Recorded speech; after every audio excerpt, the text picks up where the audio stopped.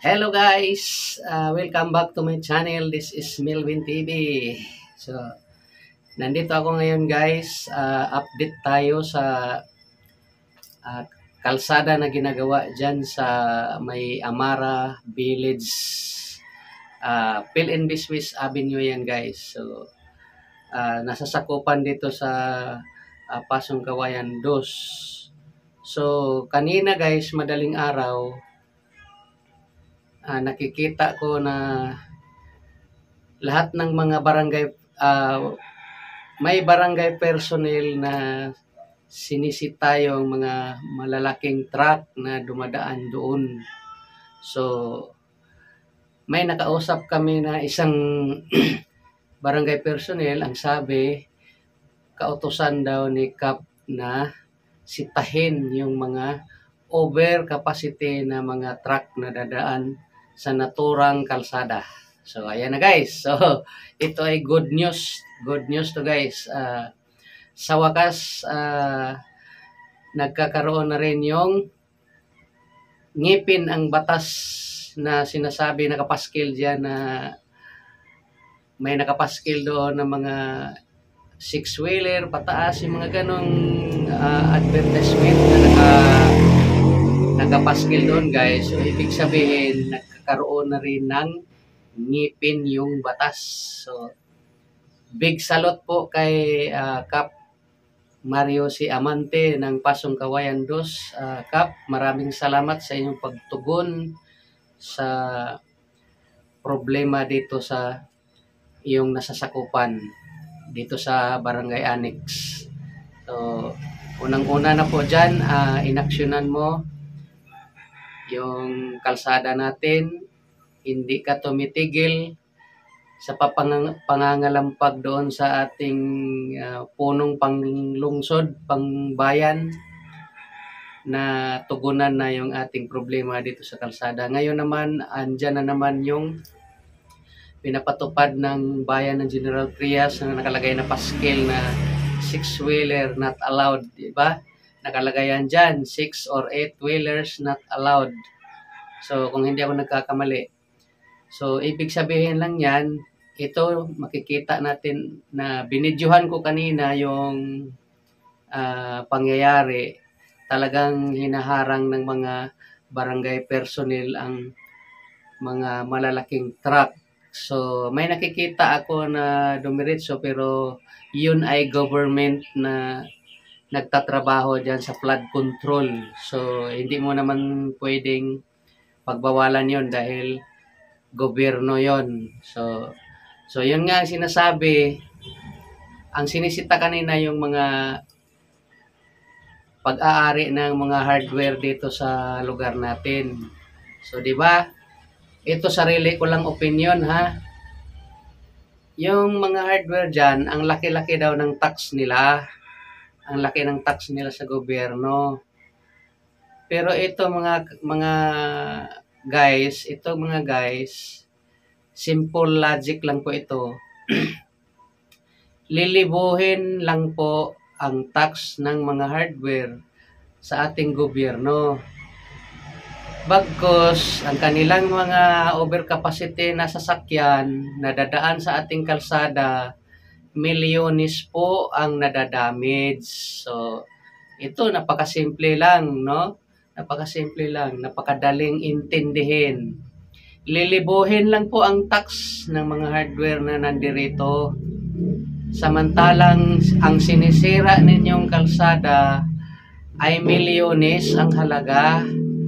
So, asan ka pa? Natural. Sikap, doon yan papanig sa tama, di ba?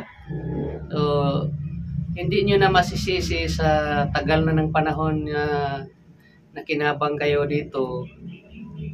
Yung ating kalsada dyan, kaya yan ngayon, nagka-problema na yan ngayon dahil sa wala naman ibang nakakasira dyan kundi yung mga overcapacity na truck na nagdi-deliver ng buhangin, graba, at iba pa.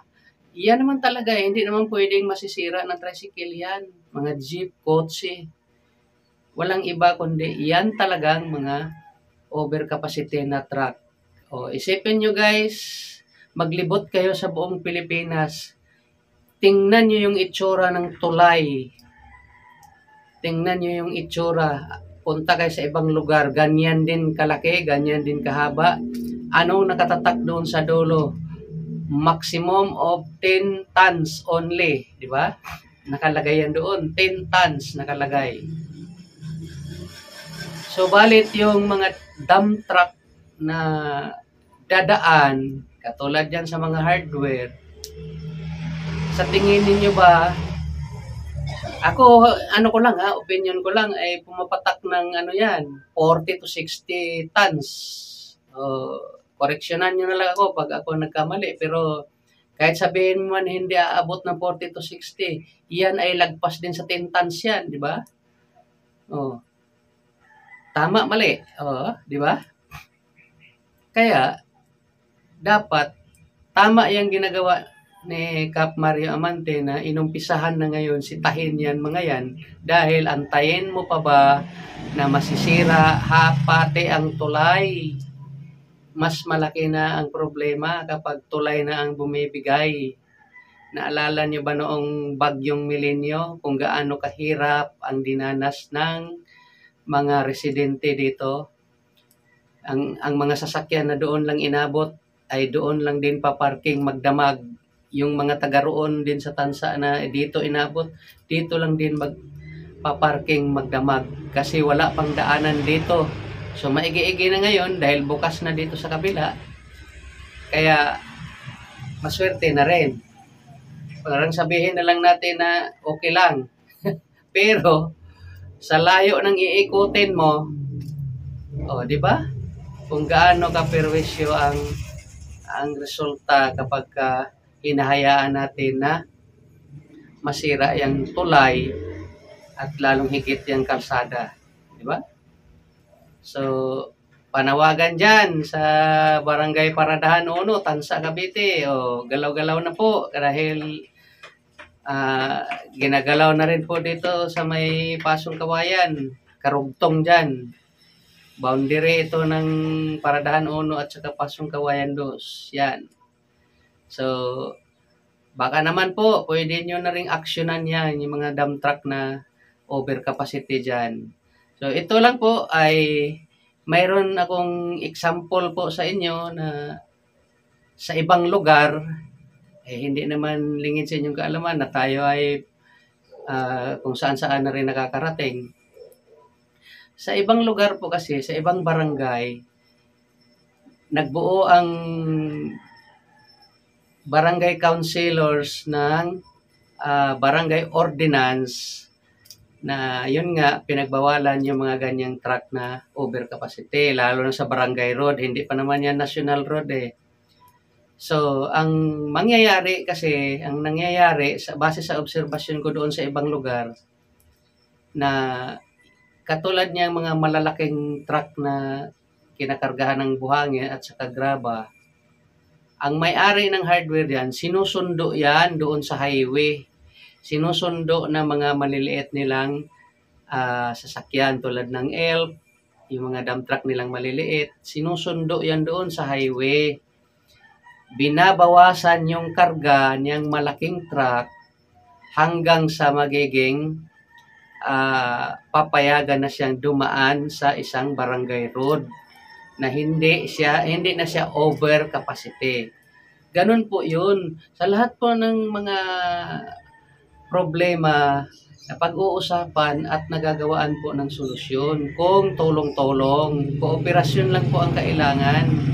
So, hindi naman pwede kahit sino naman mamuno sa ating pamahalaan, barangay o saan man isa sa palaran mo ba yung kapakanan ng isang tao lang kumpara doon sa marami? Di ba po? Natural lang na kung sino yung namumuno, doon yan papanig sa nakararami. Majority win nga sinasabi, di ba? Kaya ganon. So sana po naiintindihan ng mga negosyante dyan, ng mga hardware, na ganon na lang po ang gagawin ninyo. Wala naman pong mawawala sa inyo Doon lang yan sa highway. Susunduin ng maliliit ninyong sasakyan. Babawasan yung karga bago pwede na siyang pumasok kung natural, taga rito ka. O, papasok ka talaga dito ka talaga uuwi. Pero, sundin mo yung pamantayan. Ganun lang yun. Hindi ka naman pinagkaitan na bawal kang pumasok dito taga rito ka O, di ba? So, pero sundin mo yung nakasaad sa batas na ganun ang sistema. O, yan yung naobserbahan ko sa ibang lugar. O, bakit hindi natin pwedeng gawin dito sa atin? O, di ba? Napakadali lang naman. Wala namang, hindi naman siguro kayo malulugi ng milyones niyan. Gasino lang naman yung krodo mo papunta doon sa highway. Sa mga maliliit mong sasakyan. So, di ba? O, yan po ay tip na po yan sa inyo. Hindi naman sa pagmamayabang.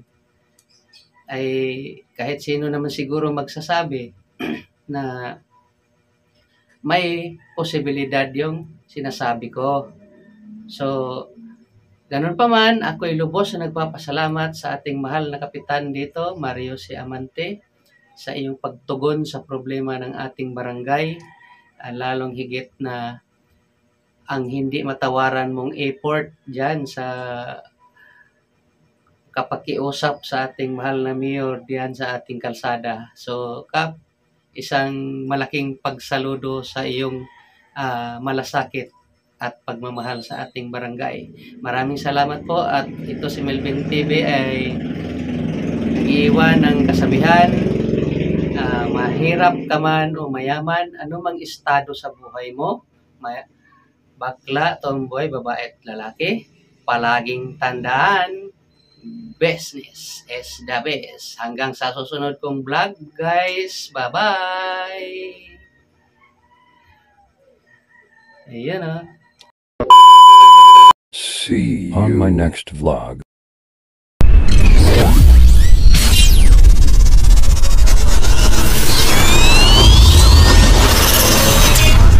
Milven TV.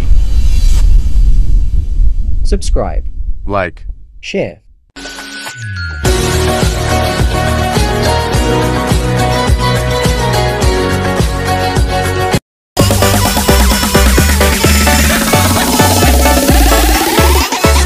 Yoga Artiansa Remix.